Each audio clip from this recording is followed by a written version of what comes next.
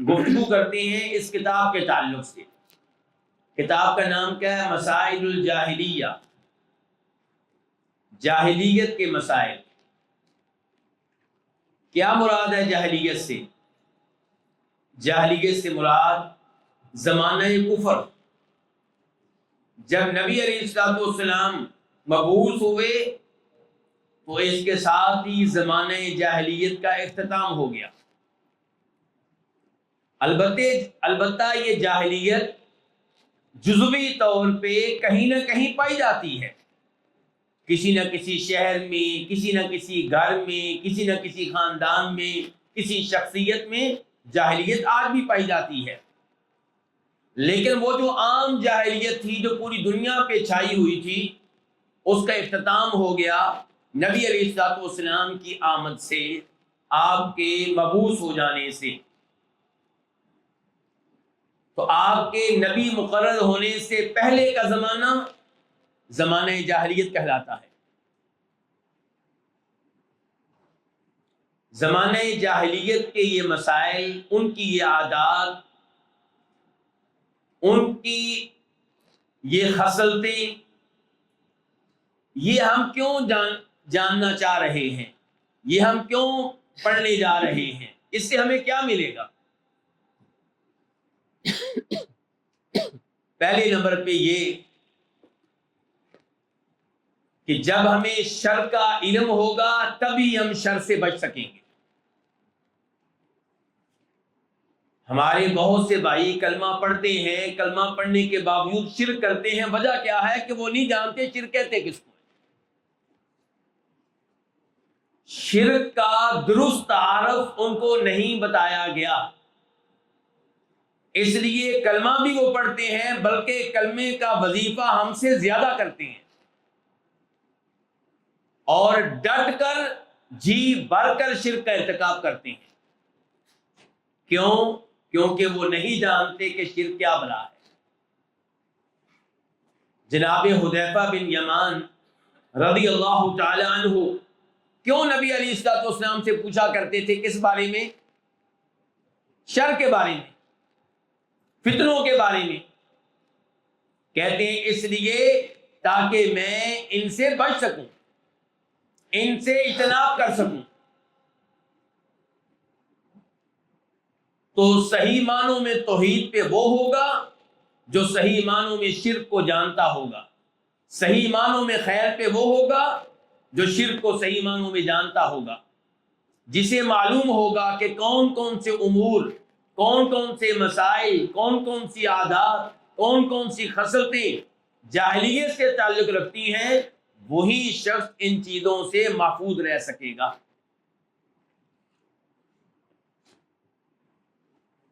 دوسرے نمبر پہ اس موضوع کو، اس کتاب کو پڑھنے کا فائدہ یہ ہے کہ میں اور آپ جان سکیں کہ اللہ رب العزت نے کتنا بڑا انعام کیا میرے اوپر اور آپ کے اوپر۔ اللہ نے ہمیں اسلام قبول کرنے کی توفیق دے کر، اللہ تعالیٰ نے ہمیں توحید قبول کرنے کی توفیق دے کر، اللہ تعالیٰ نے ہمیں اہل سنت، اہل حدیث، سلفیوں میں شامل کر کے ہمیں کن کن گمراہیوں سے بچا لیا۔ جب یہ پڑھیں گے تو بے اختیار منہ سے نکلے گا الحمدللہ الذی ہدانا لہذا وما کنا لنہتدی لولا ان ہدانا اللہ۔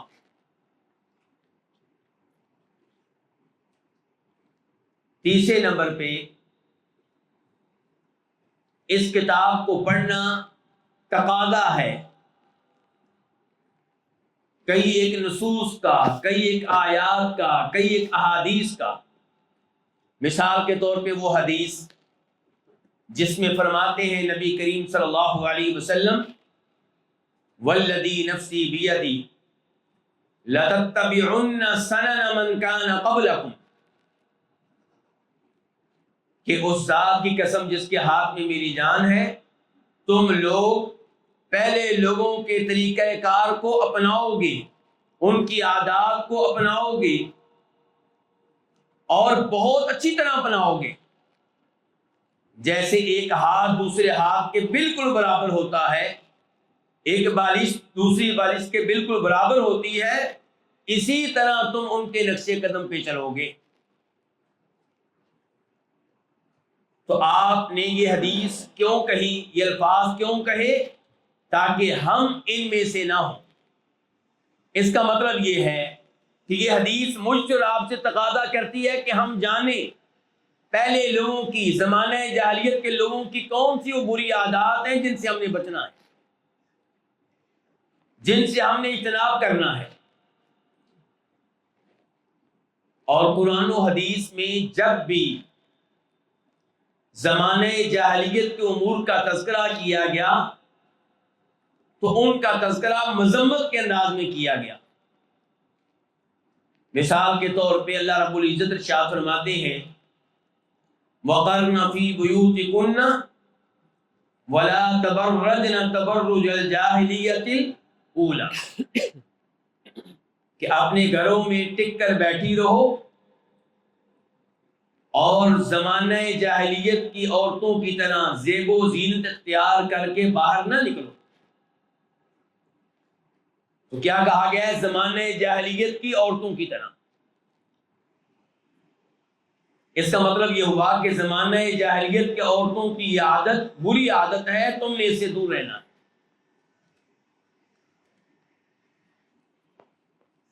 اور نبی کریم صلی اللہ علیہ وسلم ارشاد فرماتے ہیں، بلکہ یہاں پہ اس حدیث کا تذکرہ مکمل طور پہ کرنا چاہوں گا کیونکہ یہ موضوع باقاعدہ کتاب میں بھی آئے گا۔ امام مسلم روایت کرتے ہیں کہ جب عبداللہ بن مطیع رضی اللہ تعالیٰ عنہ وغیرہ نے یزید کے خلاف بغاوت کی، کہاں بغاوت ہوئی تھی؟ کس شہر میں ہوئی تھی یہ؟ جی مدینہ منورہ میں، جس کو کیا کہتے ہیں؟ واقعہ حرہ۔ تب جناب عبداللہ بن عمر رضی اللہ تعالیٰ عنہما عبداللہ بن مطیع کے پاس آئے۔ عبداللہ بن مطیع نے ان کو اہلاً و سہلاً و مرحبا کہا، بڑے اچھے انداز سے ان کا استقبال کیا اور اپنے ساتھیوں سے کہا کہ ان کے لیے گدا لگاؤ تاکہ اس کے اوپر بیٹھ سکیں۔ ان کو عزت دی، پروٹوکول دیا۔ عبداللہ بن عمر نے کہا میں اس لیے نہیں آیا کہ میں تمہارے ساتھ بیٹھوں، میں بس تمہیں ایک حدیث سنانے آیا ہوں نبی علیہ الصلوۃ والسلام کی۔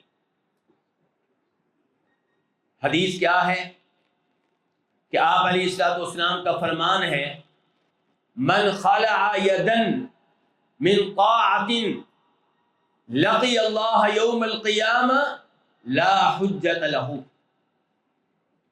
کہ جس نے حکمران کی بیعت توڑ دی وہ روز قیامت اللہ تعالیٰ سے ملے گا اس حال میں کہ اس کے پاس کوئی عذر نہیں ہوگا جو اللہ کے سامنے پیش کر سکے کہ میں نے کیوں بیعت توڑی تھی۔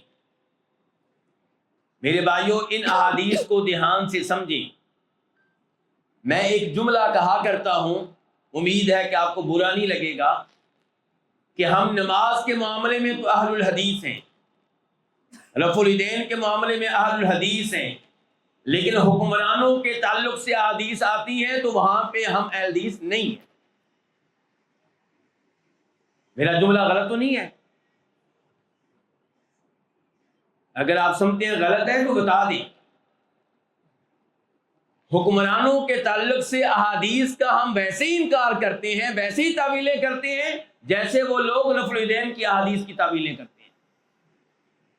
وہ رفع الیدین کے معاملے میں تعویلیں کریں تو ہمیں بری لگتی ہیں، اور ہم حکمرانوں کے تعلق سے آنے والی احادیث کی تعویلیں کریں تو ہم اس کے اوپر مطمئن ہیں۔ مسجد نبوی میں کئی دفعہ ایسا ہوا کہ جب یہ موضوع آیا تو ہمارے احباب صبر نہ کر سکے، کھڑے ہو گئے، جی یہ احادیث اس حکمران کے بارے میں ہے جو نیک ہو، اس کو کیا کہتے ہیں؟ تعویل۔ جب یہ سب احادیث پڑھی جائیں تو کیا ان سے یہی رزلٹ نکلتا ہے؟ اور عبداللہ بن عمر جس حکمران کے بارے میں نصیحت کرنے آئے ہیں وہ کون ہے؟ یزید۔ یعنی کہ جسے آج بہت بدنام کر دیا گیا ہے، اس یزید کے بارے میں نصیحت کرنے آئے ہیں۔ اور حدیث ابھی جاری ہے اور مزید اس موضوع پہ گفتگو آگے چل کر ہوگی۔ پہلا حصہ میں نے آپ کے سامنے رکھ دیا ہے کہ عبداللہ بن عمر نے کہا کہ فرمایا نبی علیہ السلام نے جو حکمران کی اطاعت سے ہاتھ کھینچ لے، روز قیامت جب اللہ سے ملاقات کرے گا، اللہ کے سامنے پیش ہوگا، تو اس کے پاس کوئی عذر نہیں ہوگا جو اللہ کے سامنے پیش کر سکے۔ اور اگلے الفاظ، اور جو اس حال میں فوت ہوا کہ اس کی گردن میں کسی حکمران کی بیعت نہیں تھی، جاہلیت کی موت مرے گا۔ کتنے دوست آپ کو اس مجلس میں مل جائیں گے جو طالب علموں کی مجلس ہے، حدیثوں کی مجلس ہے، جو یہ رائے رکھتے ہیں کہ ہم نہیں مانتے ظلم کے ضابطے، میں شہباز شریف کو حکمران نہیں مانتا، عمران خان آ جائے تو میں اس کو نہیں مانتا۔ تو کون ہے بھائی؟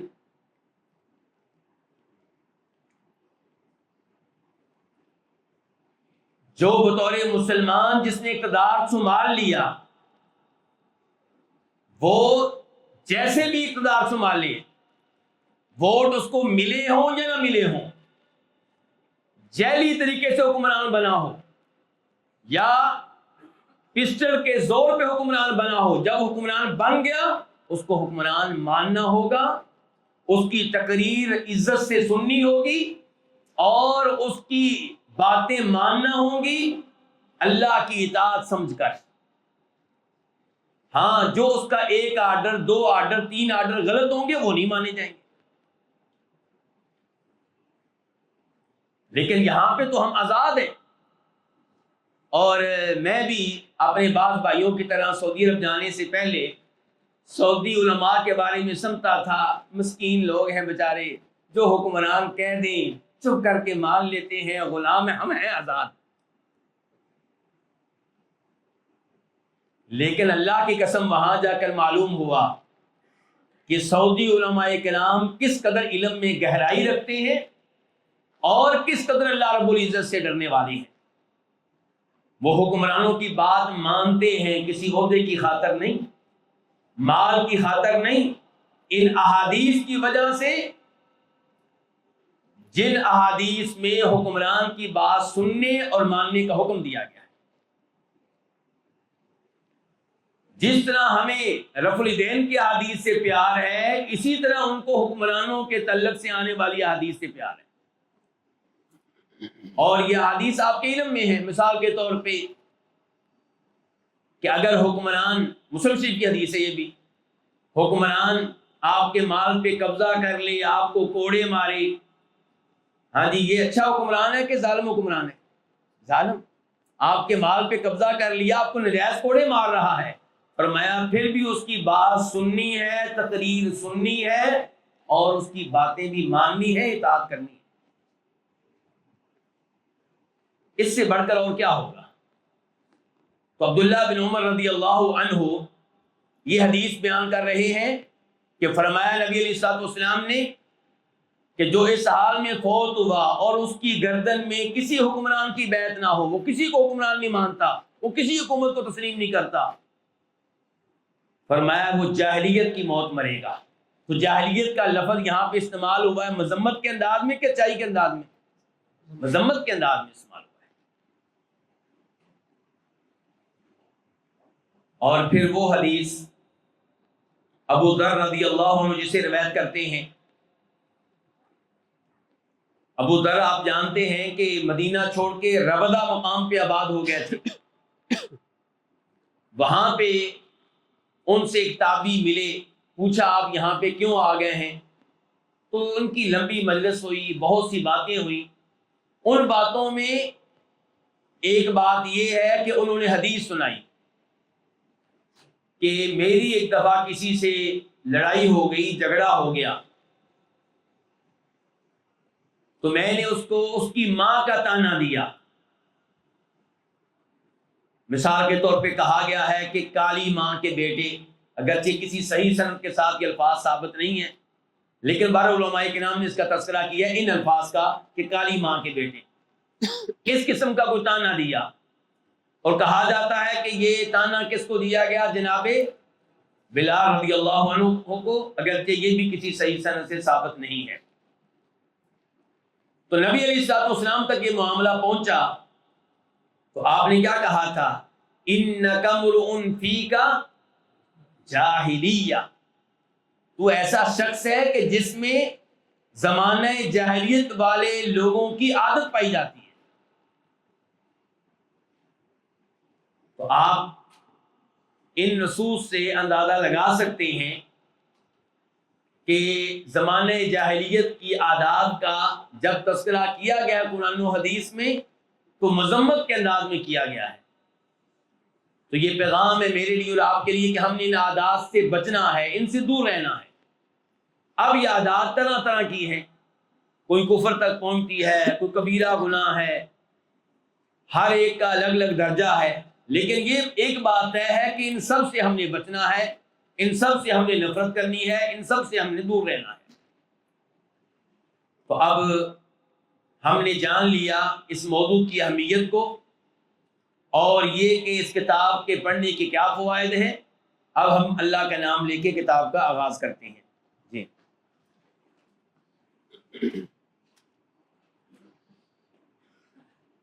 الحمد لله رب العالمين، والصلاة والسلام على أشرف الأنبياء والمرسلين نبينا محمد وعلى آله وصحبه أجمعين، اللهم اغفر لنا ولشيخنا أجمعين.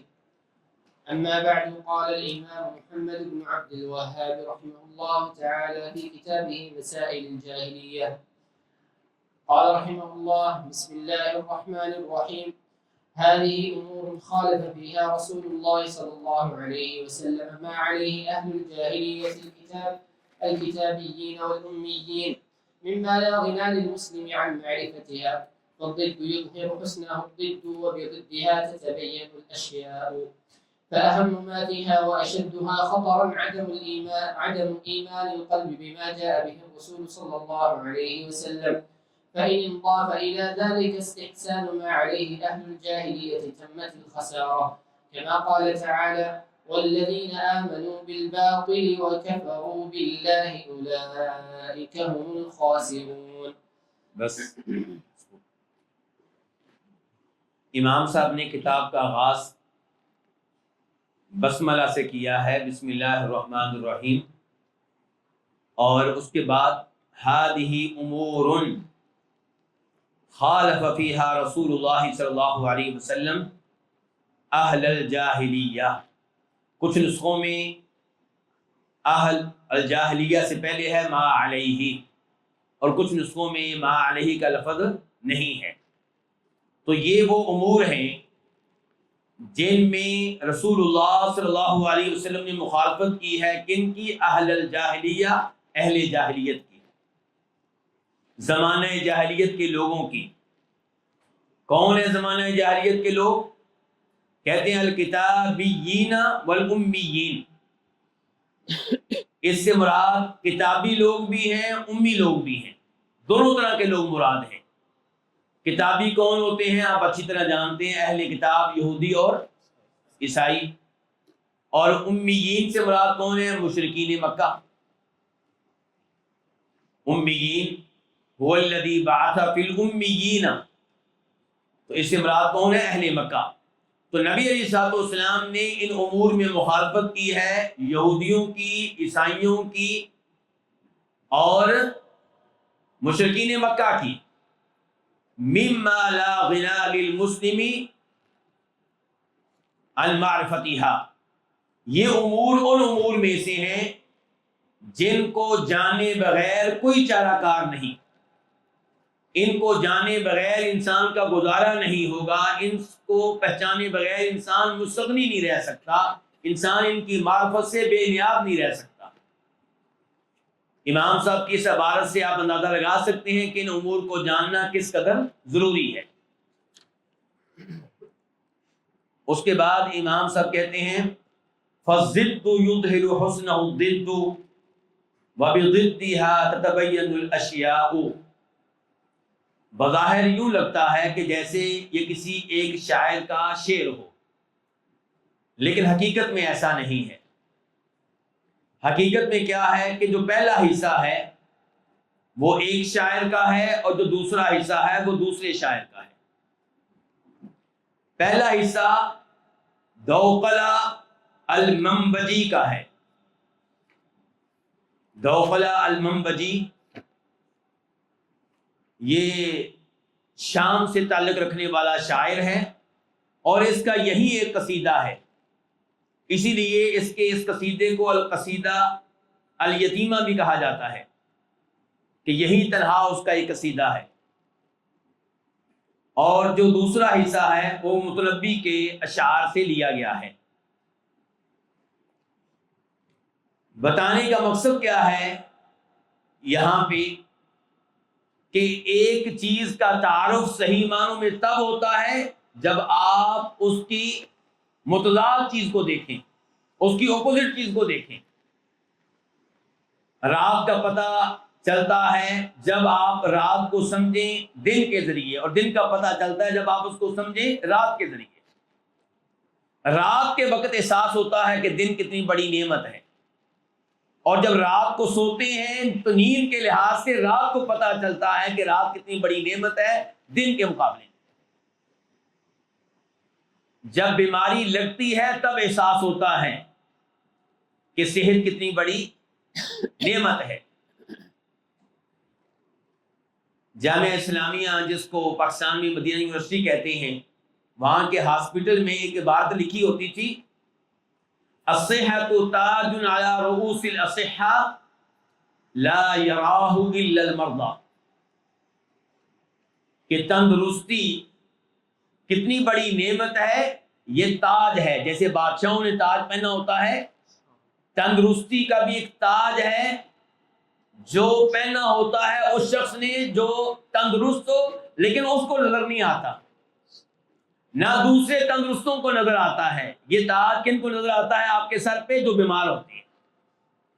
جو بیمار ہوتے ہیں ان کو پتہ چلتا ہے کہ یہ تندرست لوگ کتنی نعمت میں ہیں۔ اللہ رب العزت نے قرآن کریم میں یہی انداز اختیار کرتے ہوئے فرمایا وَوَجَدَكَ ضَالًّا فَهَدَىٰ، آپ ناواقف تھے ایمان کی تفصیلات سے تو اللہ تعالیٰ نے آپ کو ہدایت دی۔ ہدایت کا تذکرہ اللہ نے بطور نعمت کیا، لیکن اس کا مقابلہ کس سے کیا؟ آپ کے ماضی سے۔ یعنی کہ آپ اپنے ماضی کی طرف دیکھیں تب پتہ چلے گا کہ یہ جو نعمت آپ کو ملی ہے کتنی بڑی نعمت ہے۔ وَوَجَدَكَ عَائِلًا فَأَغْنَىٰ، آپ فقیر تھے، اللہ نے آپ کو مالدار کر دیا، تو مالداری کتنی بڑی نعمت ہے اس کا پتہ تب چلے گا جب آپ اپنی فقیری کے ایام کو یاد کریں گے، پھر اس نعمت کا آپ کو احساس ہوگا، پھر یہ نعمت واضح طور پہ آپ کے سامنے آئے گی۔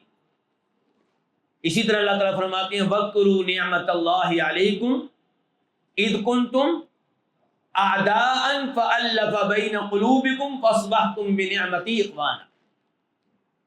اللہ نے یہاں پہ تذکرہ کیا اس بات کا کہ اللہ تعالیٰ کے احسان سے تم بھائی بھائی بن چکے ہو، ایک دوسرے سے محبت کرتے ہو، ایک دوسرے کے لیے جان دینے کے لیے تیار رہتے ہو، یہ اللہ کا انعام ہے۔ لیکن اس انعام کا احساس آپ کو صحیح معنوں میں تب ہوگا جب آپ لوگ اپنے ماضی کو یاد کریں گے کہ ماضی میں تم کیا تھے، اذ کنتم اعداء، ایک دوسرے کے خون کے پیاسے تھے۔ وہ وقت یاد کرو، تب پتہ چلے گا کہ اللہ نے تمہارے اوپر کتنا بڑا احسان کیا ہے۔ تو امام صاحب یہاں پہ پیغام دینا چاہتے ہیں کہ جب آپ زمانہ جاہلیت کے ان امور کو جانیں گے تب آپ کو پتہ چلے گا صحیح معنوں میں توحید کا، صحیح معنوں میں اسلام کا تعارف آپ کے پاس تب آئے گا، اور تب آپ ان چیزوں سے بچ سکیں گے۔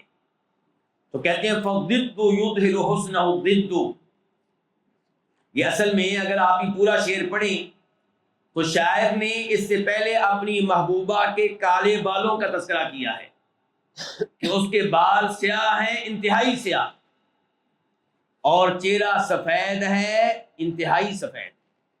اب کہتے ہیں دونوں چیزوں کا مقابلہ کریں، ایک طرف اس کے سر کے سیاہ بال اور ساتھ ہی نیچے سفید چہرہ.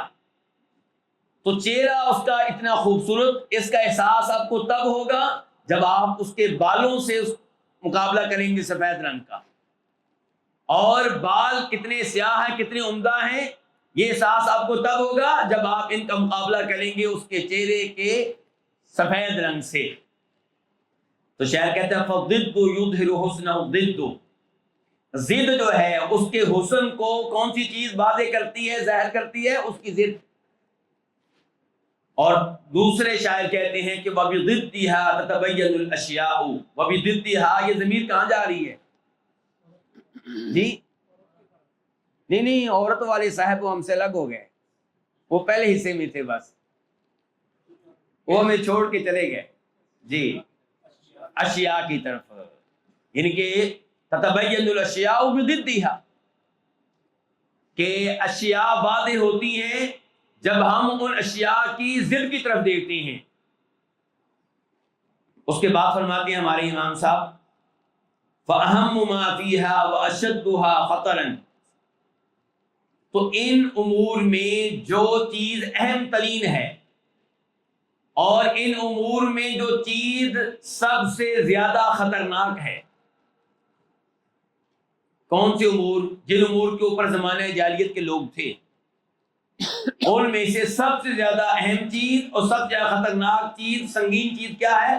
عدم ایمان القلب بما جاء به الرسول صلی اللہ علیہ وسلم، دل کا ان چیزوں پہ ایمان نہ لانا جنہیں نبی علیہ الصلوۃ والسلام لے کر آئے. آپ کے دل کا یقین نہیں ہے ان چیزوں پہ، ان معلومات پہ، ان آیات پہ، اس قرآن پہ جو نبی علیہ الصلوۃ والسلام لے کر آئے. فَإِنِ انضاف إِلَى ذَلِكَ، اگر اس سے ایک اور چیز مل جائے، اگر اس سے ایک اور چیز جڑ جائے، اس شر کے ساتھ ایک شر اور جڑ جائے، اس برائی کے ساتھ ایک اور برائی مل جائے، وہ کیا؟ استحسان ما علیہ اہل الجاہلیہ. استحسان فاعل ہے کس کا؟ انضافہ کا. یہ اور الی ذالک کا اشارہ کدھر ہے؟ عدم ایمان القلب. آپ میرے ساتھ ہیں نا، بہت لیٹ جواب دیتے ہیں، اگر ساتھ ہیں جلدی جواب دیا کریں، مجھے پتہ چلے کہ آپ جاگ رہے ہیں. تو کہتے ہیں فَإِنْ انضاف إِلَى ذَلِكَ، اگر اس کے ساتھ ایک اور برائی مل جائے، وہ کیا؟ کہ استحسان ما علی الجاہلیہ، ان امور کو اچھا جاننا، ان امور کو اچھا سمجھنا جن پہ زمانہ جاہلیت کے لوگ تھے. تو پھر کیا ہوگا؟ تمت الخسارہ، پھر خسارہ اپنے کمال کو پہنچ گیا، اپنی انتہا کو پہنچ گیا. پھر آپ مکمل طور پہ خسارے اور گھاٹے میں ہیں. ایک تو آپ نبی علیہ الصلوۃ والسلام کی تعلیمات پہ مطمئن نہیں ہیں، ان پہ آپ کا یقین نہیں ہے. نبی علیہ السلام بتاتے ہیں کہ قیامت آئے گی اور آپ کو شک و شبہ ہے. نبی علیہ السلام بتاتے ہیں کہ قبر میں عذاب ہوگا اور آپ کو اس بارے میں شک و شبہ ہے. آپ کا فرشتوں کے اوپر مکمل ایمان نہیں ہے، آخرت پہ مکمل ایمان نہیں ہے، اور اوپر سے زمانے جاہلیت کے دین اور عقیدے اور عادات کو آپ اچھا سمجھتے ہیں. تو پھر کیا ہو گیا؟ ظلمات بعضها فوق بعض، کما قال تعالی، جیسا کہ اللہ تعالیٰ فرماتے ہیں والذین آمنوا بالباطل وکفروا باللہ اولئک هم الخاسرون، اور وہ لوگ جو ایمان لائے باطل پہ. امام صاحب نے دو چیزوں کا تذکرہ کیا تھا، دو برائیوں کا، اور اپنے کلام کے حق میں ایت لے کر آئے ہیں. اب یہ دو چیزیں اس ایت میں ہم نے تلاش کرنی ہیں. والذین آمنوا بالباطل، اور وہ لوگ جو باطل پہ ایمان لائے. اس سے کیا مراد ہے؟ استحسان ما علی اہل الجاہلیہ، اللہ آپ کو جزائے خیر دے. وکفروا باللہ، اور اللہ کے ساتھ کفر کیا، اس سے مراد کیا ہے؟ عدم ایمان القلب بما جاء به الرسول صلی اللہ علیہ وسلم. اور وہ لوگ جو باطل پہ ایمان لائے اور انہوں نے اللہ تعالیٰ کے ساتھ کفر کیا، اولئک هم الخاسرون، اولئک بھی آ گیا، ہم بھی آ گیا. یہی لوگ ہیں مکمل خسارہ پانے والے، یہی لوگ مکمل طور پہ گھاٹے میں ہیں. المسألة الأولى، قال رحمه الله: المسألة الأولى أنهم يتعبدون بإشراك الصالحين في دعاء الله وعبادته، يريدون شفاعتهم عند الله، كما قال تعالى: ويعبدون من دون الله ما لا يضرهم ولا ينفعهم ويقولون هؤلاء شفعاؤنا عند الله. وقال تعالى والذين اتخذوا من دونه أولياء ما نعبدهم إلا ليقربونا إلى الله زلفى.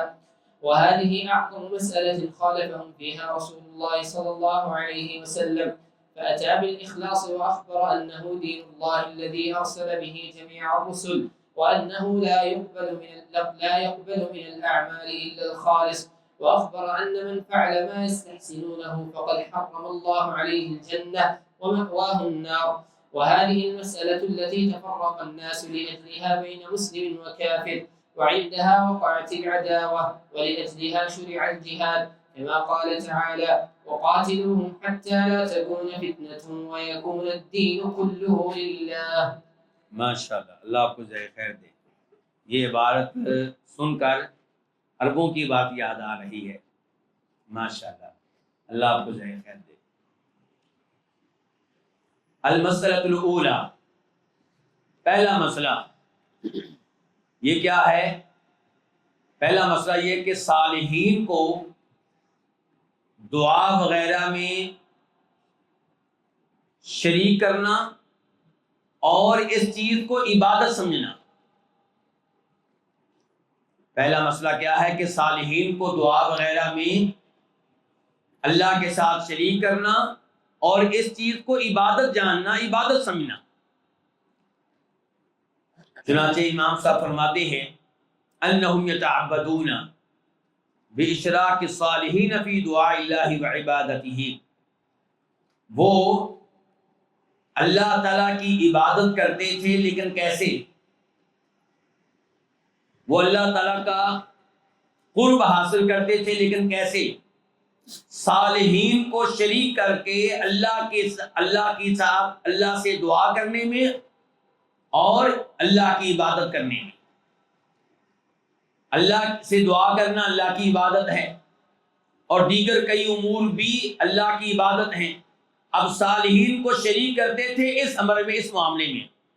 فی دعاء اللہ، یہ فی جو ہے یہ متعلق ہوگا کس کے؟ اشراک کے. نیک لوگوں سے دعا کرنے کو وہ عبادت سمجھتے ہیں. انبیاء کرام علیہ السلام کو مدد کے لیے پکارنا، اس کو وہ عبادت سمجھتے تھے. اور آج کا مسلمان بھی یہی کام کر رہا ہے. جب وہ کہتا ہے یا علی مدد، تو جناب علی کو مدد کے لیے پکار رہا ہے، یہ دعا ہو گئی، اور اس کو وہ نیکی سمجھتا ہے، عبادت سمجھتا ہے. یریدون شفاعتہم عند اللہ، وہ ان صالحین سے دعائیں کیوں کرتے تھے؟ ان کی عبادت کیوں کرتے تھے؟ ان کے نام پہ بکرے ذبح کیوں کرتے تھے؟ وہ اللہ تعالیٰ کے ہاں ان کی شفاعت کا قصد کرتے تھے کہ یہ ہماری شفاعت کریں گے اللہ تعالیٰ کے ہاں. ہمارے دوست 11ویں مناتے ہیں، ان سے بات کی جائے تو وہ کہتے ہیں کہ ہم کوئی شرک نہیں کرتے. کیا کرتے ہو؟ ہم تو شیخ کے نام پہ بکرا ذبح کرتے ہیں ایصال ثواب کے لیے. کس کام کے لیے؟ تو اب وہ بتا رہے ہیں اپنی نیت، اپنا ارادہ، تو پھر کیا آپ یقین کر لیں گے ان کی بات پہ؟ کیوں نہیں یقین کریں گے بھائی؟ ایک مسلمان جو بات کہے اس پہ یقین کرنا چاہیے. کیوں جی؟ پھر اگر وہ ایصال ثواب کے لیے کرتے ہیں تو پھر کوئی اعتراض ہے آپ کو ان پہ؟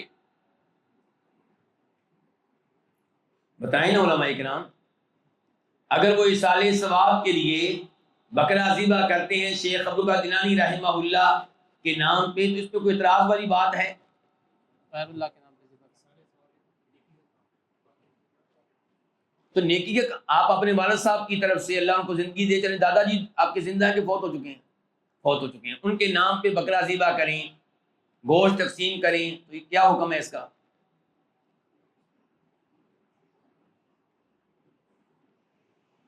بتائیں نا علماء کرام.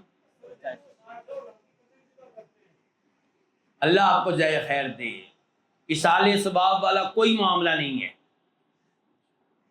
اصال ثواب والا معاملہ نہیں ہے. اصال ثواب کا معاملہ ہے تو اپنے والد صاحب کی طرف سے کریں, دادا جی کی طرف سے کریں, پردادا جی کی طرف سے کریں. شیخ کو تو آپ سمجھتے ہیں پکے جنتی, بخشے بخشائے, پھر ان کے نام پہ بکرے کو ذبح کر رہے ہیں. مقصد کچھ اور ہے. ایک تو مقصد یہ ہے کہ شیخ عبد القادر جیلانی رحمہ اللہ کو پتا ہے کہ میں ان کے نام پہ بکرا ذبح کر رہا ہوں, گویا کہ ان کو عالم الغیب بنایا جا رہا ہے. دوسرے نمبر پہ وہ میری مشکلات کو جانتے ہیں. اگر نہیں جانتے تو جب میں ان کو پکاروں گا تو میری مشکلات کو پہچان لیں گے, میری آواز کو سن لیں گے, پھر وہ اللہ تعالیٰ سے بات کریں گے میرے معاملے میں اور میرے مسائل حل ہو جائیں گے. یہ اصل مقصد ہے. تو یہی وہ چیز ہے جو یہاں پہ بتائی جا رہی ہے. یہ وہ چیز ہے جو یہاں پہ بتائی جا رہی ہے. اس کو پہچانیں. یہ 11ویں شریف کا معاملہ ہلکا معاملہ نہیں ہے. وہ الفاظ کے لحاظ سے اس کو ہلکا ظاہر کرتے ہیں, حقیقت میں یہ ہلکا نہیں ہے.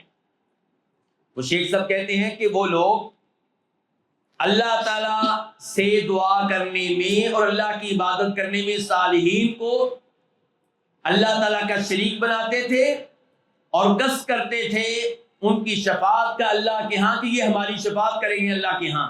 بِظَنِّهِمْ, اور ان کا گمان یہ تھا, ان کی سوچ یہ تھی, ان کا عقیدہ یہ تھا کہ ان اللہ یحب ذالک, کہ اللہ اس عمل کو پسند کرتا ہے. اللہ کتنا راضی ہوتا ہوگا کہ شیخ عبد القادر جیلانی رحمہ اللہ کے نام پہ بکرا ذبح کیا گیا ہے. اور شیخ تو میرے پیارے ہیں, شیخ تو اللہ تعالیٰ کے پیارے ہیں, اللہ تعالیٰ کے محبوب ہیں. تو یہ پبلک عقیدہ بتا رہا ہوں کہ یہ ہے کہ اب ہم جب شیخ کے نام پہ بکرا ذبح کریں گے اللہ کتنا خوش ہوگا ہمارے اوپر. وَأَنَّ الصَّالِحِينَ يُحِبُّونَهُ, اور یہ کہ صالحین بھی اس کو پسند کرتے ہیں.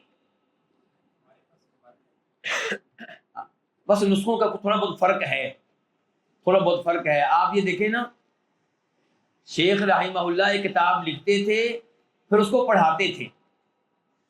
اب پڑھاتے ہوئے کبھی کوئی لفظ کم کر دیا, کبھی بڑھا دیا, کبھی ایک آیت لکھی تھی کبھی ساتھ دوسری آیت لکھ دی, تو یہ سلسلہ جاری رہتا ہے. جب تک مؤلف زندہ رہے گا کمی بیشی ہوتی رہے گی. تو اس لیے نسخوں میں تھوڑا بہت فرق ہوتا ہے. کما قال تعالی, جیسا کہ اللہ تعالیٰ نے فرمایا وَيَعْبُدُونَ مِن دُونِ اللَّهِ مَا لَا يَضُرُّهُمْ وَلَا يَنفَعُهُمْ, اور وہ عبادت کرتے ہیں اللہ تعالیٰ کے علاوہ ان کی جو نہ ان کو نقصان دے سکیں نہ ان کو فائدہ دے سکیں. وَيَقُولُونَ, اور کہتے ہیں, دلیل کیا پیش کرتے ہیں جب اعتراض کیا جائے تو جواب کیا دیتے ہیں, کہتے ہیں ہؤلاء شفعاؤنا عند اللہ, ہم ان کو رب نہیں مانتے, ہم ان کو خالق نہیں مانتے, لیکن یہ ہماری شفاعت کرنے والے ہیں اللہ رب العزت کے ہاں. اللہ تعالیٰ ان کی سفارش کو رد نہیں کرتا, ہماری دعا کو اللہ سنتا نہیں کیونکہ ہم گنہگار ہیں, اور یہ اللہ کے پیارے ہیں, اللہ کے محبوب ہیں, ان کی شفاعت کو اللہ رد نہیں کرتا, اس لیے ہم ان کی عبادت کرتے ہیں. اور اصل میں یہ عبادت اللہ تعالیٰ کی ہے, ان کی نہیں ہے. وقال تعالی والذین اتخذوا من دونه اولیاء, اور وہ لوگ جنہوں نے اللہ کے علاوہ پکڑ رکھے ہیں, بنا رکھے ہیں اولیاء, ولی, مددگار, حمیتی. ما نعبدہم, ہم ان کی عبادت نہیں کرتے. یہ عبارت میں ربط نہیں ہو رہا جی.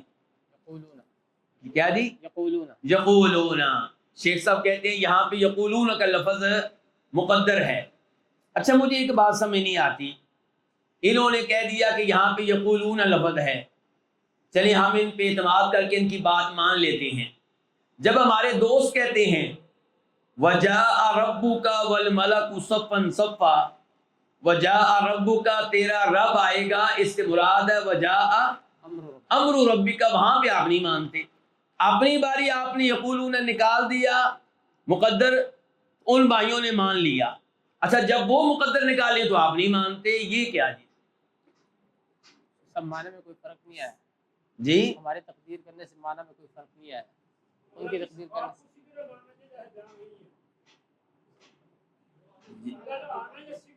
جی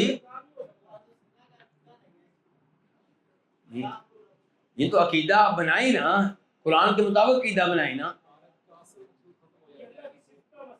دیکھیں جو مقدر ہم نکال رہے ہیں وہ نکالے بغیر چارہ کار ہی نہیں ہے، عبارت بن ہی نہیں سکے گی. اور ایسے الفاظ مقدر ہوتے ہیں دنیا کی ہر زبان میں، تو ہم جو مقدر نکالتے ہیں اس کو سب مانیں گے، کوئی اس کے اوپر اعتراض نہیں کرے گا. کسی کا کوئی بھی عقیدہ ہو وہ مانے گا کہ یہاں پہ کیا ہے، یقولون ہے، کیونکہ والذین الذین کیا ہے مبتدا، اس کی خبر ہمیں چاہیے. الذین مبتدا ہے، اس کی خبر ہمیں چاہیے. خبر کہاں سے لے کر آئے گا؟ خبر یہی ہے کہ یقولون.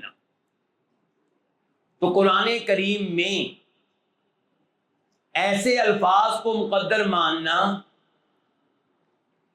جو ہر زبان کی ضرورت ہے، اس میں کوئی مسئلہ نہیں ہے، اور یہ ہر زبان میں ہوتے ہیں اور ان کے اوپر کوئی اعتراض نہیں ہے.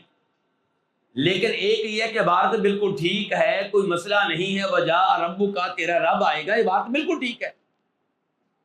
اب دھکے سے اپنے عقیدے کو درست ثابت کرنے کے لیے اور درست عقیدے کو غلط ثابت کرنے کے لیے وہاں پہ کوئی مقدر نکالیں گے، یہ کھیل تماشا بن جائے گا قرآن. پھر تو جو ایت جس گمراہ فرقے کے خلاف پیش کی جائے گی وہ وہاں پہ کوئی نہ کوئی مقدر نکال لے گا اور کہہ دے گا کہ یہ ایت اصل میں یوں ہے، تو اس کا دروازہ بند رکھا جائے گا.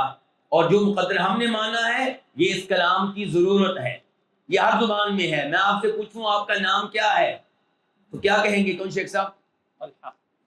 طلحہ. جبکہ پوری عبارت کیا ہے؟ میرا نام طلحہ ہے. تو یہ تو سب کو پتا ہے. چلیں. اور وہ لوگ جنہوں نے اللہ کے علاوہ حمیتی پکڑ رکھے ہیں وہ کیا کہتے ہیں کہ ما نعبدہم، ہم ان کی عبادت نہیں کرتے مگر صرف اس لیے کہ یہ ہمیں اللہ کے بہت قریب کر دیں، یہ ہمیں اللہ تعالیٰ کے بہت قریب کر دیں. تو یہ ثابت ہو گیا جو شیخ صاحب نے کہا تھا کہ وہ اللہ کے علاوہ اوروں سے دعائیں کرتے ہیں، ان کی عبادت کرتے ہیں، ان کے نام پہ بکرے ذبح کرتے ہیں، لیکن دعویٰ یہ کرتے ہیں کہ ہمارا یہاں پہ مقصد یہ نہیں کہ ہمارے رب ہیں، خالق ہیں، مالک ہیں، اللہ ہیں. نہیں، یریدون شفاعت عند اللہ، صرف اتنی سی بات ہے کہ اللہ کے ہاں ہماری شفاعت کرنے والے ہیں. اور یہی کچھ آج کل ہو رہا ہے. تو جب ہمیں پتہ ہوگا، دیکھیں اب دیکھیں اس کتاب کے پڑھنے کا فائدہ، جب ہمیں پتہ ہوگا کہ زمانہ جاہلیت کے لوگ یہ کام کرتے تھے اور اس کو شرک کہا گیا، تو ہم آج کے لوگوں کو بتائیں گے کہ تم وہی کام کر رہے ہو جو وہ کرتے تھے، اور جیسے ان کا عمل شرک تھا ایسے ہی تمہارا عمل بھی شرک ہے. اچھا کیسے پتا چلا کہ ان کا عمل شرک تھا؟ مکمل کریے پہلی آیت کو. وَيَقُولُونَ هَؤُلَاءِ شُفَعَاؤُنَا عِندَ اللَّهِ قُلْ أَتُنَبِّئُونَ اللَّهَ سُبْحَانَهُ وَتَعَالَى عَمَّا يُشْرِكُونَ. اللہ نے اس عمل کو شرک قرار دیا ہے. وَهَذِهِ أَعْظَمُ مَسْأَلَةٍ، اور یہ سب سے عظیم وہ مسئلہ ہے جس میں ان کی مخالفت کی اللہ کے رسول علیہ الصلوۃ والسلام نے. یہ چھوٹا مسئلہ نہیں ہے، یہ سب سے عظیم مسئلہ ہے. فَأَتَىٰ بِالْإِخْلَاصِ، تو نبی علیہ الصلوۃ والسلام اس کے مقابلے میں کیا لے کر آئے؟ اخلاص لے کر آئے. انہوں نے شرک کیا تھا، شفاعت کے نام پہ اللہ کے ساتھ اوروں کو شریک کیا تھا، تو آپ اس کے مقابلے میں اخلاص لے کر آئے کہ صرف ایک اللہ کی عبادت ہوگی. وَأَخْبَرَ، اور آپ نے بتا دیا، أَنَّهُ دِينُ اللَّهِ، یہ اخلاص اللہ کا وہ دین ہے، الَّذِي أَرْسَلَ بِهِ جَمِيعَ الرُّسُلِ، جس کے ساتھ اللہ نے تمام رسولوں کو بھیجا. وَأَنَّهُ لَا يَقْبَلُ مِنَ الْأَعْمَالِ، اور یہ کہ اللہ تعالیٰ صرف وہی اعمال قبول کرتا ہے إِلَّا الْخَالِصَ، جو کیا ہوں؟ اخلاص پہ مبنی ہوں، جو شرک سے پاک ہوں. وَأَخْبَرَ، اور آپ نے یہ بھی بتا دیا، أَنَّ مَنْ فَعَلَ مَا اسْتَحْسَنُوا، کہ جس نے اس کام کا ارتکاب کیا جس کو وہ لوگ اچھا سمجھ کے کرتے رہے، یعنی کہ یہ شفاعت کے نام پہ عبادت کرنا، فقد حرم اللہ علیہ الجنہ، اللہ تعالیٰ اس پہ جنت کو حرام کر دے گا. ومأواہ النار، اور اس کا ٹھکانہ کیا ہوگا؟ جہنم ہوگا. انہ من یشرک باللہ فقد حرم اللہ علیہ الجنۃ ومأواہ النار. وہذہ المسئلہ، یہ چھوٹا مسئلہ نہیں ہے، بہت بڑا مسئلہ ہے۔ کہتے ہیں اس کی دلیل کیا ہے کہ بہت بڑا مسئلہ ہے؟ کہتے ہیں یہی وہ مسئلہ ہے التی تفرق الناس لاجلها بین مسلم و کافر، جس مسئلے کی وجہ سے لوگ تقسیم ہو گئے، یہ مسلمان یہ کافر۔ کیوں جی؟ آپ علیہ الصلوۃ والسلام کے اعلان نبوت سے پہلے مکہ والے لوگ اچھے بھلے رہ رہے تھے، بیوی اپنے خامد کے اوپر مطمئن تھی، خامد بیوی پہ مطمئن تھا، بچے باپ پہ مطمئن تھے، باپ بچوں پہ مطمئن تھا۔ لیکن جو ہی آپ نے لا الہ الا اللہ کا اعلان کیا، توحید کی دعوت دی، مکہ تقسیم ہو گیا، گھر گھر جھگڑے شروع ہو گئے، گھر گھر مسائل کھڑے ہو گئے۔ تو نبی علیہ الصلوۃ والسلام نے یہ دعوت کیوں دی جس کی وجہ سے مکہ تقسیم ہو گیا، جس کی وجہ سے قریش تقسیم ہو گیا، جس کی وجہ سے بیوی خامد سے الگ ہو گئی، اولاد اپنے والد سے معلوم ہو گئی۔ اس سے پتا چلا کہ چھوٹا مسئلہ نہیں ہے، بہت بڑا مسئلہ ہے۔ تو یہی وہ مسئلہ ہے جس کی وجہ سے لوگ تقسیم ہو گیا مسلمان اور کافر کے مابین، کچھ مسلمان کہلائے کچھ کافر کہلائے۔ وعندها وقعت العداوہ، اور یہی وہ مسئلہ ہے جس مسئلے پہ عداوت واقع ہوئی، دشمنیاں واقع ہوئی، جس مسئلے کی وجہ سے بھائی نے بھائی پہ تلواریں چلائیں، جس مسئلے کی وجہ سے باپ نے بیٹوں پہ، بیٹوں نے باپ پہ تلواریں چلائیں، جو ایک دوسرے کے رشتہ دار تھے ایک دوسرے کے خون کے پیاسے ہو گئے اس مسئلے کی وجہ سے۔ ورنہ یہ تو نہیں ہے کہ وہ اللہ کو مانتے نہیں تھے، وہ اللہ کو مانتے تھے، قرآن بڑا پڑا ہے، اللہ کو خالق بھی مانتے تھے، مالک بھی مانتے تھے، لیکن قصور ان کا کیا تھا کہ شفاعت کے نام پہ اور ان کو بھی پکارتے تھے۔ اس مسئلے کی وجہ سے دشمنیاں شروع ہوئیں، وَلِأَجْلِهَا شُرِعَ الْجِهَادُ، اور اس مسئلے کی وجہ سے جہاد کو شریعت کا حصہ بنایا گیا، جہاد کو مشروع قرار دیا گیا۔ کما قال تعالی، جیسا کہ اللہ تعالیٰ فرماتے ہیں وَقَاتِلُوهُمْ، اور تم ان سے قتال کرو حتیٰ کہ فتنہ باقی نہ رہے اور دین سارے کا سارا اللہ تعالیٰ کے لیے ہو جائے۔ فتنے سے یہاں پہ کیا مراد ہے؟ امام طبری کے الفاظ نوٹ کرنا چاہیں تو نوٹ کریں۔ امام طبری کہتے ہیں فَقَاتِلُوهُمْ حَتَّى لَا يَكُونَ شِرْكٌ۔ امام طبری کیا وضاحت کر رہے ہیں کہ یہاں فتنے سے مراد کیا ہے؟ شرک۔ وَلَا يُعْبَدْ إِلَّا اللَّهُ وَحْدَهُ لَا شَرِيكَ لَهُ، یہ بھی امام طبری کے الفاظ ہیں۔ تو امام طبری کیا کہہ رہے ہیں اس آیت کی تفسیر میں کہ اللہ تعالیٰ کہہ رہے ہیں ان سے قتال کرو یہاں تک کہ شرک باقی نہ رہے اور صرف ایک اللہ کی عبادت ہو۔ اور پھر وَيَكُونَ الدِّينُ كُلُّهُ لِلَّهِ کی تفسیر میں امام طبری کہتے ہیں وَحَتَّى تَكُونَ الطَّاعَةُ وَالْعِبَادَةُ كُلُّهَا لِلَّهِ خَالِصَةً دُونَ غَيْرِهِ۔ دین کی تفسیر کیا کہہ رہے ہیں دیکھ لیں، کہہ رہے ہیں دین کی تفسیر یہ ہے کہ اطاعت اللہ کی اور عبادت ساری کی ساری اللہ کی، خالصتاً دون غیرہ، خالص اللہ کی عبادت، کسی اور کی عبادت نہیں ہوگی۔ اور جن علماء کرام نے سلف صالحین میں سے فتنے کی تفسیر شرک کے ساتھ کی ہے اور یہ تفسیر صحیح سند سے ثابت ہے، ان میں سے ایک حسن بصری ہیں، نمبر 2 قتادہ ہیں، نمبر 3 امام سدی ہیں۔ ان تینوں کے اقوال تفسیر طبری میں آپ کو مل جائیں گے اور صحیح اسانید کے ساتھ۔ اور سدی سے مراد یہاں پہ کون سی سدی ہیں، کون بتائے گا؟ سدی کبیر، بہت اچھے ماشاءاللہ، لیکن نام کیا ویسے؟ اسماعیل بن عبد الرحمن۔ اور سدی صغیر کون ہے؟ محمد بن مروان، وہ کون ہے؟ کذاب ہیں، ٹھیک ہے، تو آپس میں خلط ملط نہ ہوں۔ چلیں سوالات نہیں، سوالات کا رولا کھل گیا تو بند نہیں ہو سکے گا، آخر میں دیکھا جائے گا اگر کوئی وقت ہوا تو۔ چلیں جی۔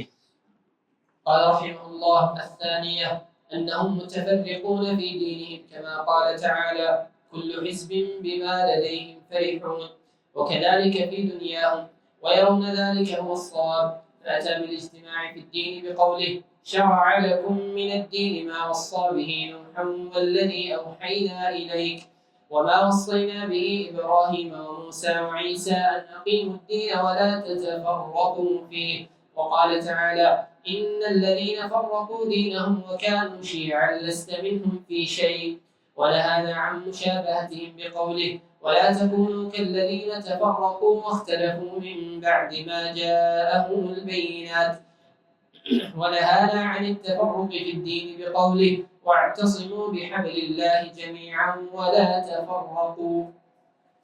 یہ یہاں پہ آپ کے ہاں تفرق فی الدین ہے جی ایسے ہی ہے نا. اللہ آپ کو جائے خیر، یہ بہت اچھا ہو گیا.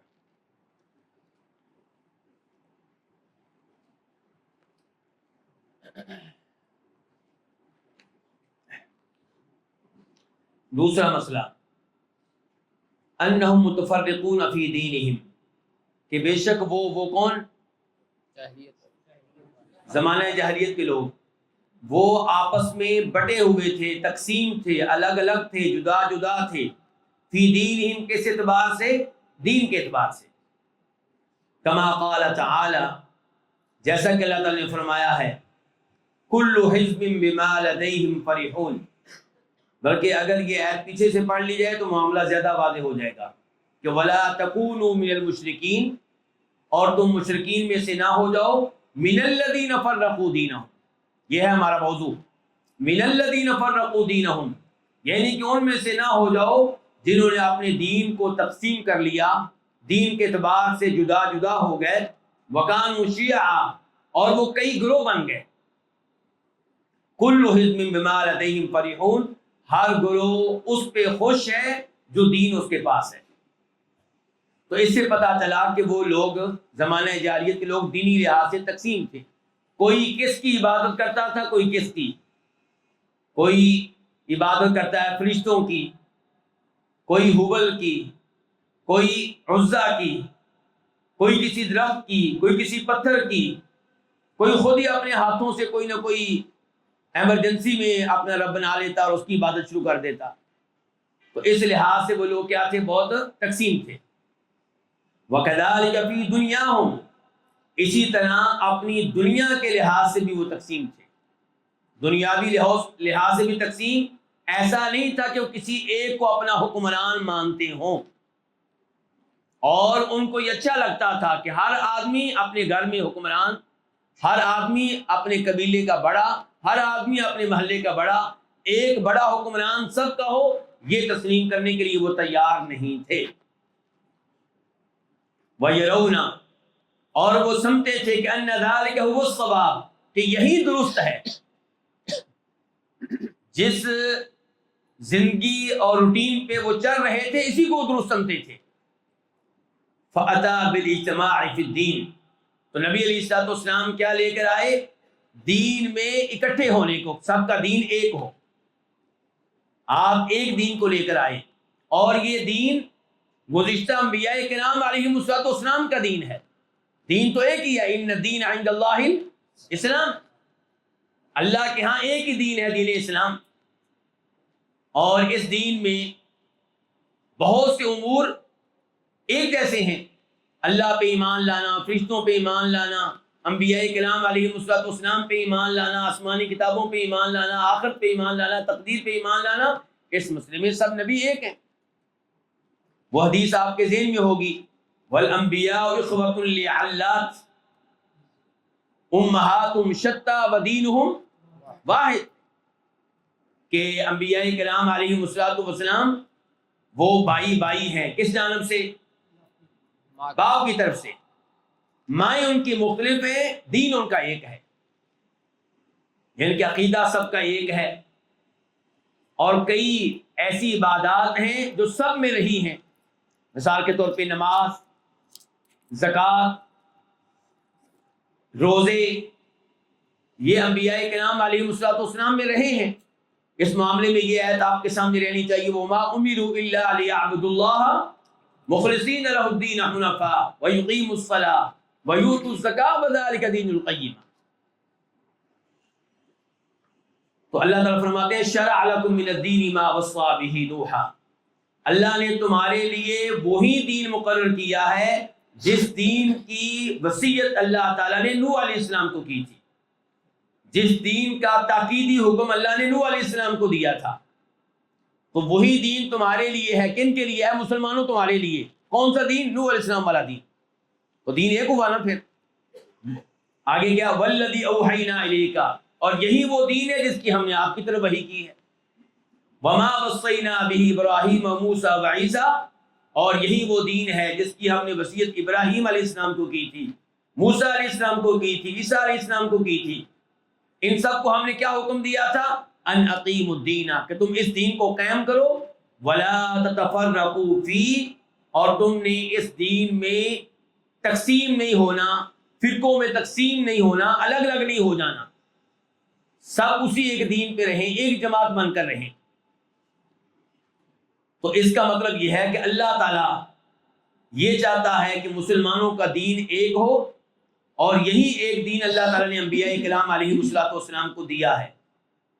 لیکن زمانے جاہلیت کے لوگ تقسیم ہوئے. تقسیم ہونے کی دلیل کیا ہے؟ وہ ایک ہے جو اوپر گزر چکی ہے، کون سی؟ کل حزب بما لدیہم فرحون. اور دوسری وہ حدیث جو آج ہر اہل حدیث کی زبان پہ ہوتی ہے، جس کو کئی صحابہ کرام نے روایت کیا ہے، 15 کے قریب صحابہ کرام نے روایت کیا ہے.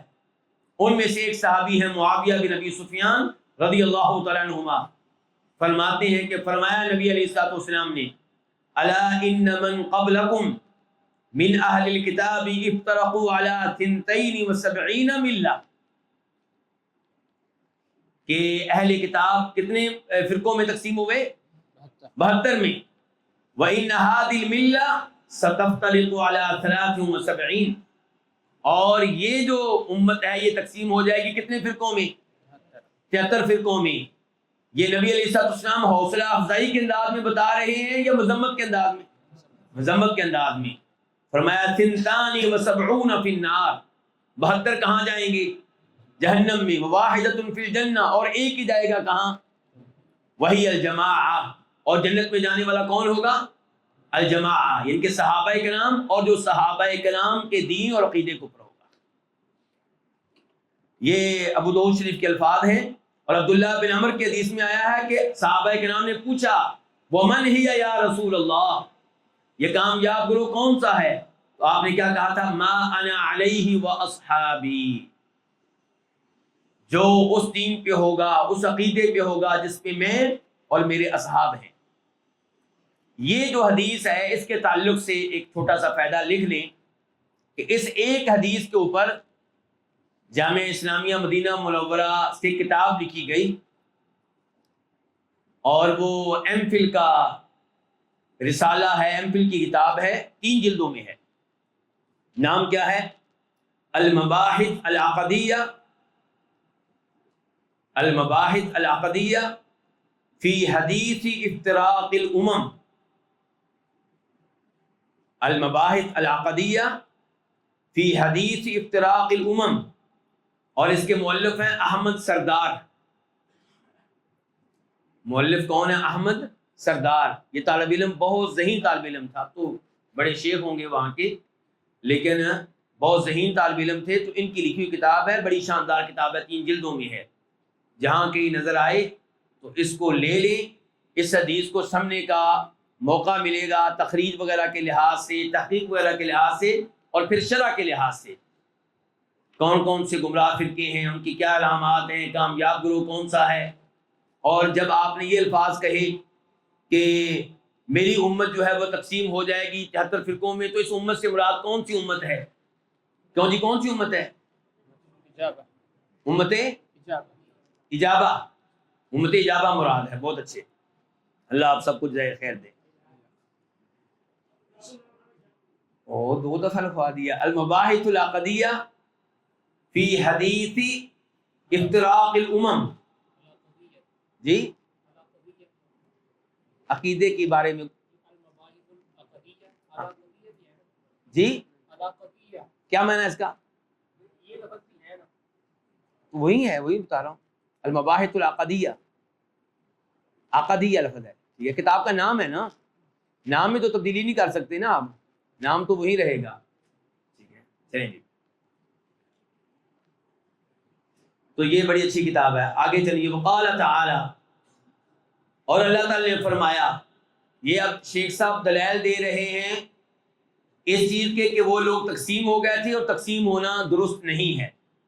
کہ ان الذین فرقوا دینہم، بے شک وہ لوگ جنہوں نے اپنے دین کو جدا جدا کر لیا، دین کے لحاظ سے تقسیم ہو گئے، وکانوا شیعا، اور وہ گروہ گروہ بن گئے،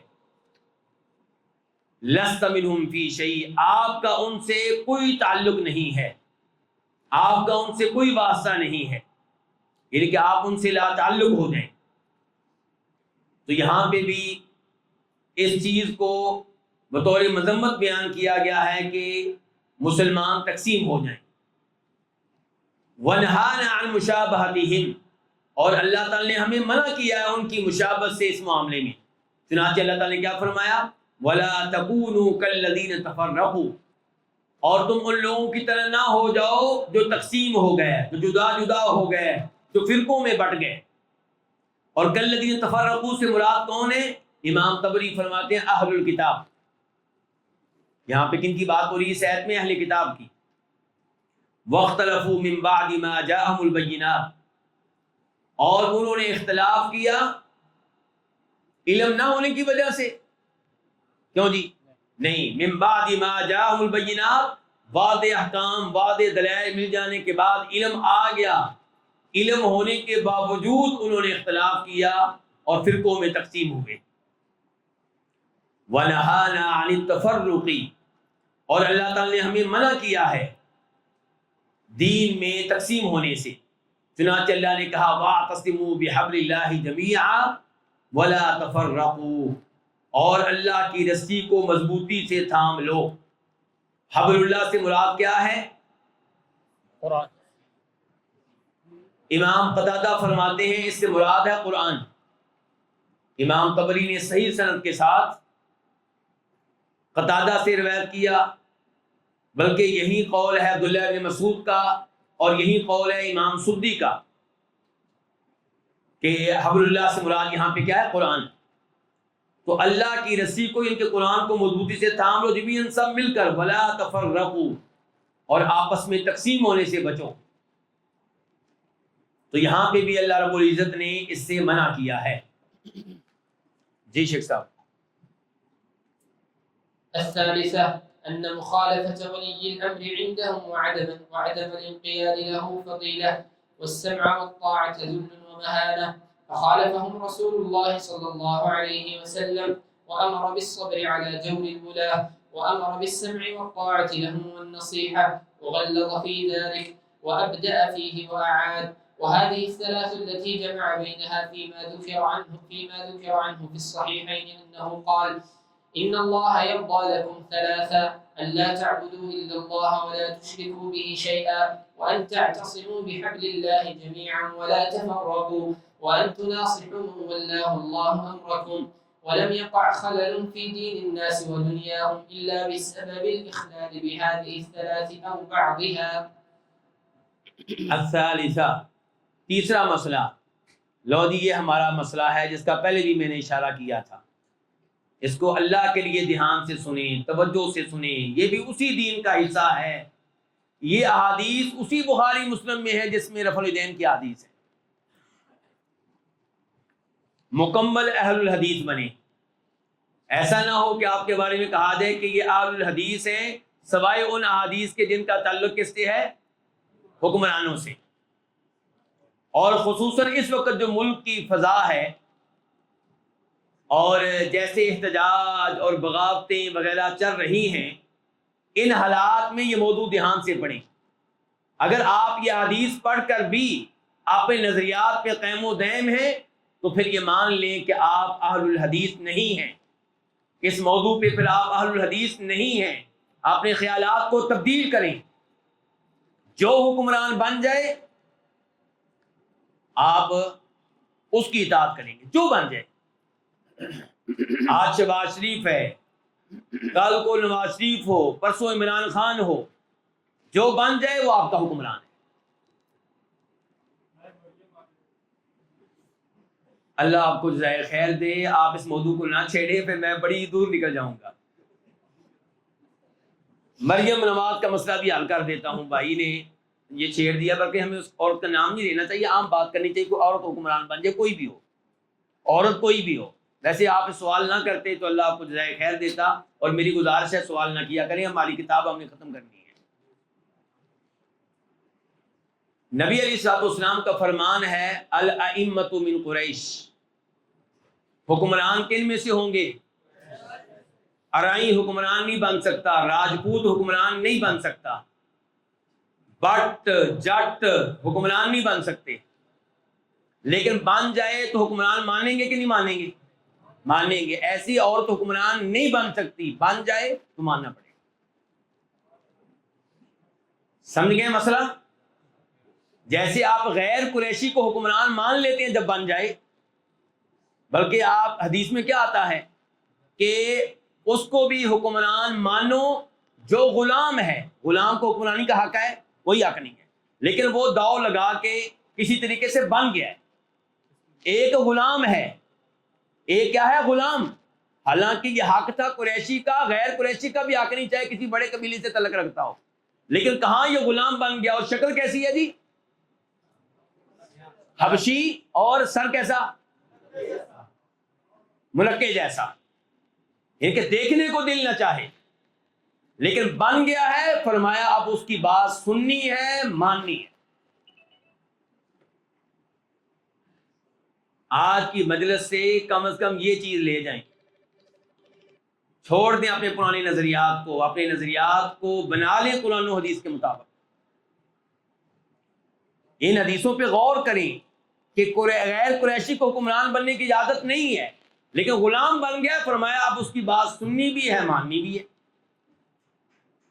اور صحابہ کرام نے حجاج بن یوسف کو بھی حکمران مانا ہے، جس کو تاریخ کیا کہتی ہے؟ ظالم۔ اس کے پیچھے حد کیا ہے، اس کے پیچھے نمازیں پڑھی ہیں، صحابہ کرام نے پڑھی ہیں۔ تو کن چکروں میں آپ پڑ گئے ہیں؟ آپ تو اہل حدیث تھے، آپ تو سلفی تھے، اور سلف کے عقیدے کی جتنی کتب پڑھائی جا رہی ماشاءاللہ، اب اللہ نے کرم کیا ہمارے اوپر، اور ان مشائخ کی وجہ سے، شیخ محب وغیرہ کی وجہ سے، اور ہمارے راولپنڈی میں شیخ حامد یونس ہیں، اللہ ان کو جزائے خیر دے، ان کی وجہ سے عقیدے کی کتب کثرت کے ساتھ پڑھائی جا رہی ہیں۔ کسی امام کا عقیدہ اٹھا لیں آپ، کیا اس میں یہ چیز آپ کو نہیں ملے گی کہ حکمران جیسا بھی ہے اس کی اطاعت کرنی ہے؟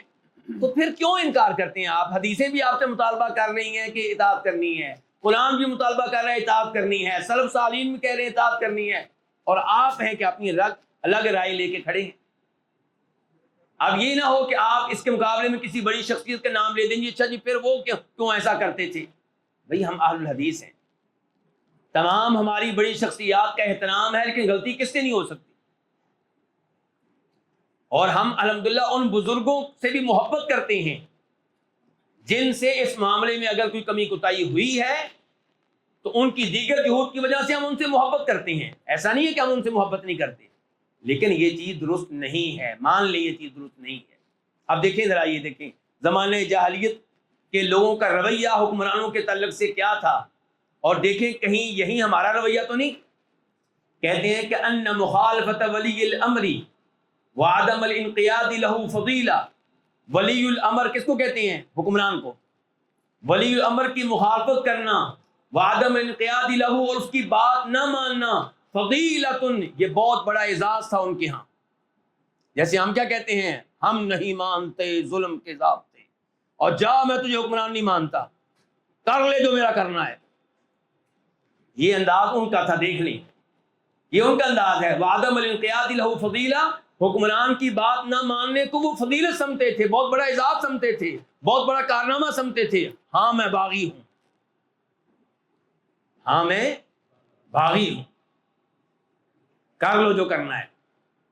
وَالسَّمْعَ وَالطَّاعَةَ لَهُ، حکمران کی بات سننا اور اس کی اطاعت کرنا، اس کو کیا سمجھتے تھے؟ ذل، ذلت اور رسوائی۔ اور آج کیا کہتے ہیں ہمارے سیاستدان؟ مر جاؤں گا مگر میں موجودہ حکمرانوں کی غلامی نہیں کروں گا۔ اور آپ بھی کہتے ہیں کیا بہادر ہے جی، کیا بہادر ہے، فوج سے ٹکر لی ہے جی، پولیس سے ٹکر لی ہے جی، حکمرانوں سے ٹکر لی ہے جی۔ نہیں میرے بھائی، اسلام اس انتشار کو، اس افراتفری کو پسند نہیں کرتا، حکمران کوئی بھی ہو۔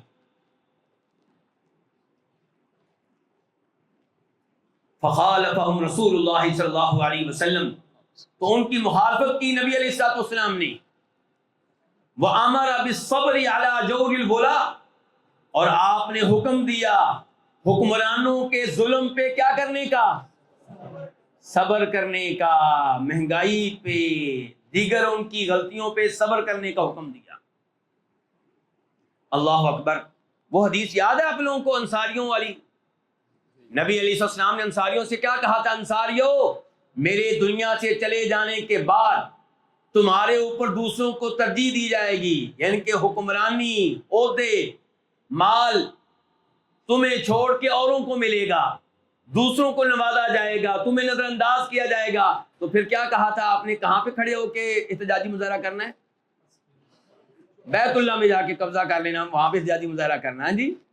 یا مسجد نبی میں کھڑے ہو کے کہا تھا صبر کرنا. کب تک؟ آپ بھی کہتے ہوں گے آخر کب تک صبر کریں؟ اللہ کے نبی نے انصاریوں سے کہا تھا اس وقت تک صبر کرنا ہے جب تک کہ میری تمہاری ملاقات حوض کو کرنا. اللہ کے لیے اپنے نظریات تبدیل کریں، اللہ کے لیے اہل الحدیث بن جائیں.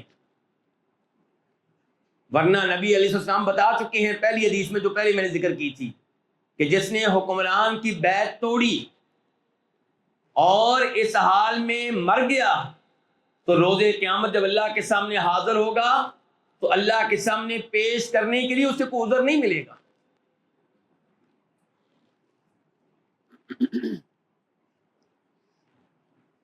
تو آپ نے حکم دیا حکمرانوں کی بات سننے کا، وطاعت لهم، ان کی اطاعت کرنے کا، والنصیحت، اور ان کو نصیحت کرنے کا. ان کو نصیحت کریں. اور نصیحت کیسے کی جاتی ہے جی؟ مثال کے طور پہ اس مسجد کی جو انتظامیہ کے سربراہ ہیں، کیا نام ہے جی ان کا؟ جی ڈاکٹر ادریس صاحب.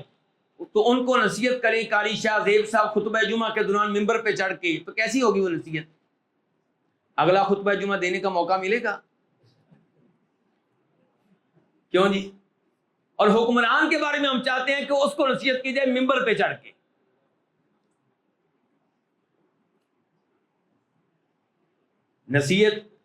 نصیحت کریں، فضیحت نہیں. کیا کریں؟ نصیحت. حکمران کو رسوا کرنا نہیں، رسوا کریں گے کون بات سنے گا آپ کی؟ نصیحت کریں، اس کو لگے کہ واقعی آپ اس کے خیر خواہ ہیں. اور میں یہاں پہ داد دوں گا مصر کے سلفیوں کو. کہاں کے سلفیوں کو؟ مصر کے سلفیوں کو، وہاں کے اہل الحدیث کو. جب یہ مرسی کی حکومت سے پہلے الیکشن ہوئے تو 35 کے قریب سیٹیں ملی وہاں کے سلفیوں کو. تو میں بڑا حیران تھا کہ یار سلفی 35 سیٹیں کہاں سے لے گئے بھائی؟ اس وقت سے میں نے غور کرنا شروع کیا مصر کے حالات پہ. اس نتیجے پہ پہنچا کہ وہ بغاوت نہیں کرتے کسی بھی حکمران کے خلاف، اس لیے ان کی مسجدیں کھلی رہتی ہیں، ان کے مدارس کھلے رہتے ہیں، ان کے ادارے قائم رہتے ہیں. اور دوسرے لوگ جو ہیں، میں ان کا نام نہیں لوں گا، دوسرے لوگ جو ہیں حکمرانوں سے ٹکر لینے کو جہاد سمجھتے ہیں. ان سے ٹکر لینا، بغاوت کرنا، اس کو جہاد سمجھتے ہیں. پھر ان کے علماء جیل میں جاتے ہیں، مدارس پہ بندیاں لگتی ہیں، اور مساجد میں خطبہ دینے سے ان کو روک دیا جاتا ہے. اب ان کی توجہ سیاست کے اوپر ہے، حکمرانوں کے اوپر ہے. توحید کی دعوت جو انبیاء کرام علیہم السلام کا مشن تھا، اس سے وہ گئے. اور سلفی حکمران، سلفی علماء ماشاءاللہ وہ لگے ہوئے ہیں، مسائل جاریہ پڑھا رہے ہیں، القواعد الاربعہ پڑھا رہے ہیں، کشف الشبہات پڑھا رہے ہیں. ان کے دروس رکتے ہی نہیں. لوگوں کے عقائد کی وہ جی بھر کر اصلاح کر رہے ہیں. یہ ہوتا ہے جب منہج ٹھیک ہو. جب منہج ٹھیک ہو تو پھر آپ کی دعوت کے سامنے کم از کم حکمران اتنی جلدی روڑے نہیں اٹکائیں گے.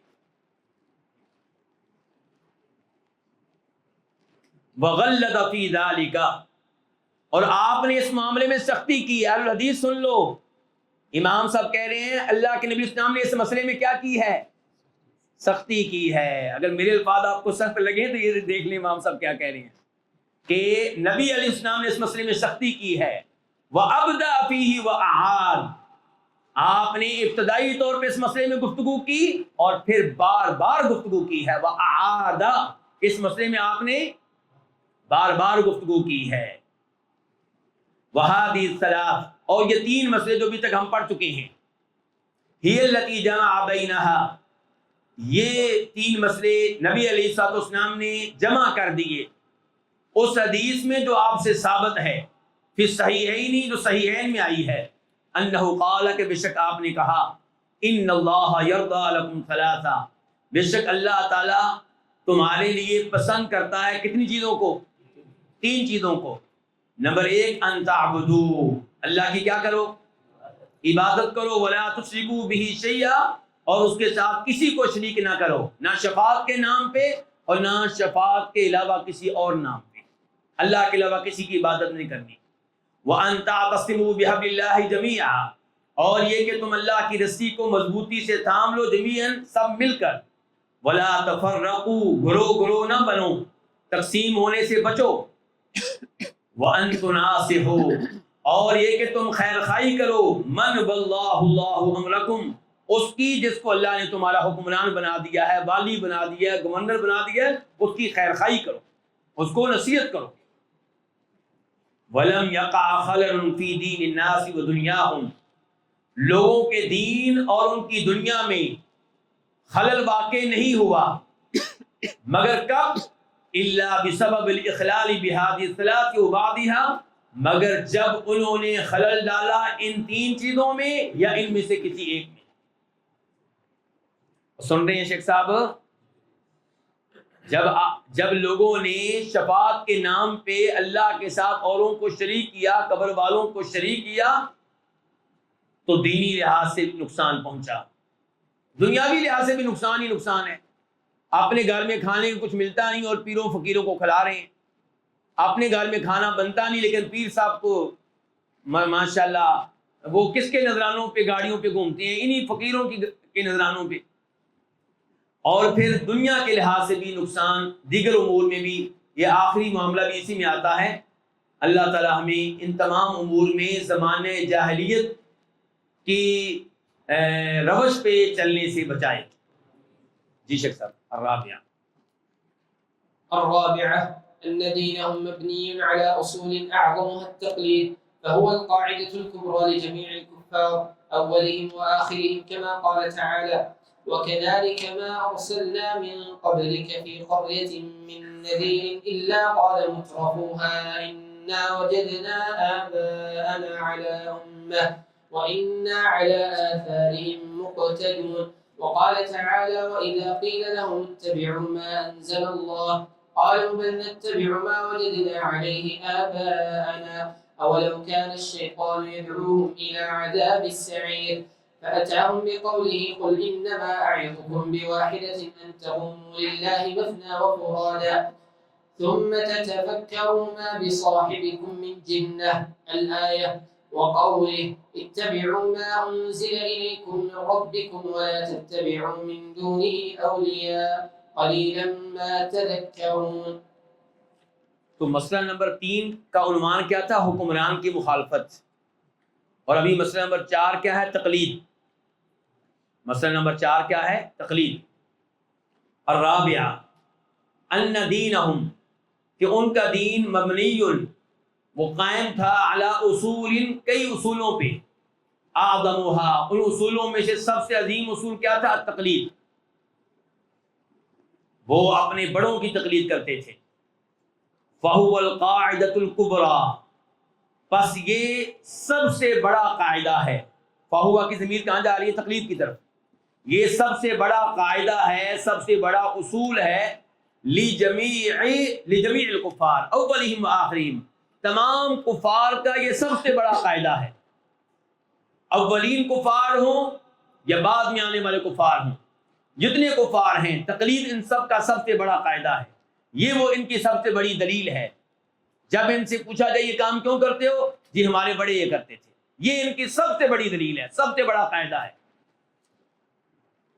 کما قال تعالی، جیسا کہ اللہ تعالی نے فرمایا، وَكَذَلِكَ مَا أَرْسَلْنَا مِن قَبْلِكَ فِي قَرْيَةٍ مِّن نَذِيرٍ، وَكَذَلِكَ، اور اسی طرح، کس طرح؟ گویا کہ اشارہ ہے اس آیت کی طرف جو اس سے پہلے ہے، وہ کیا ہے؟ بل قالوا انا وجدنا آباءنا على امة وانا على آثارهم مهتدون، یعنی کہ ہم نے کوئی کتاب نازل نہیں کی ان کی طرف جس کتاب کا سہارا لے کر یہ اللہ کی بجائے اوروں کی عبادت کرتے ہوں. ام آتیناہم کتابا من قبلہ فہم بہ مستمسکون. پھر اصل بات کیا ہے؟ کیوں یہ عبادت کرتے ہیں غیر اللہ کی، اپنے بڑوں کی، بزرگوں کی؟ فرمایا بل قالوا، بلکہ انہوں نے دلیل یہ پیش کی کہ انا وجدنا آباءنا علی امہ، ہم نے اپنے آباء و اجداد کو پایا ہے علی امتن، ایک دین پہ. امام طبری فرماتے ہیں امہ کی تفسیر یہاں پہ کیا ہے؟ ملہ و دین. تو ہم نے اپنے آباء و اجداد کو پایا ہے ایک دین پہ. وَإِنَّا عَلَىٰ آثَارِ مُهْتَدُونَ، اور ہم ان کے نشانات قدم پہ راہ پانے والے ہیں. اللہ تعالیٰ نے کہا وَكَذَلِكَ، اور اسی طرح جس طرح انہوں نے یہ دلیل پیش کی ہے نا، اسی طرح کی دلیل پیش کی ہے پہلی اقوام نے. یہ تسلی دی جا رہی ہے کس کو؟ نبی علیہ الصلوۃ والسلام کو. آپ نے پریشان نہیں ہونا.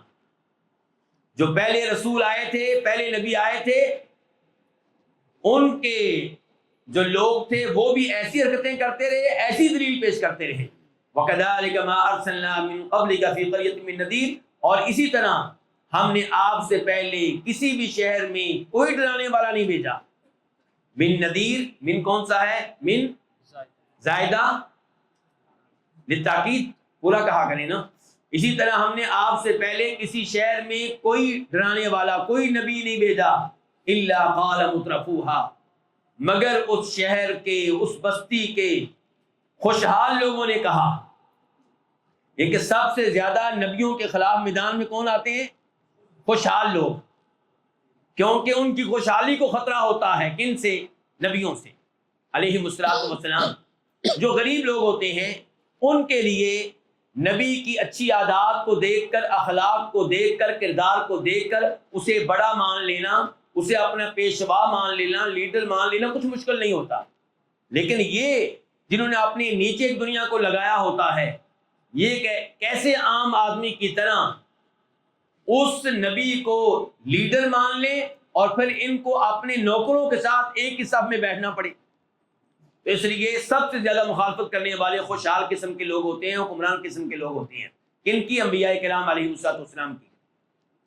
تو فرمایا کیا کہا خوشحال لوگوں نے؟ کہ انا وجدنا آباءنا علی امہ، کہ بے شک ہم نے اپنے آباء و اجداد کو ایک دین پہ پایا ہے. وہ بتوں کی عبادت کرتے تھے، وہ لات کی عبادت کرتے تھے، وہ ہبل کی عبادت کرتے تھے، تو ہم کرتے رہیں گے. وَإِنَّا عَلَىٰ آثَارِهِم مُقْتَدُونَ، اور ہم ان کے نشانات قدم پہ چلتے ہوئے ان کی اقتدا کرنے والے ہیں.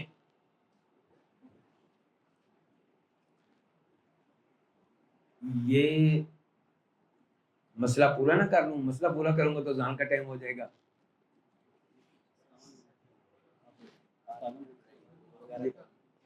چلے جی علماء کرام، آپ لوگوں نے وضو کرنا ہے، اس لیے آپ وضو کریں. سبحانک اللہم و بحمدک، اشہد ان لا الہ الا انت، استغفرک و اتوب الیک. أسرج خيولك يا أخ الإيمان وانهض لبعث العلم في الأوطان، فالعلم ميراث الرسول أمانة صلى الله عليه وسلم، فالعلم ميراث الرسول أمانة، فاز الحفيظ لإرثه الرباني.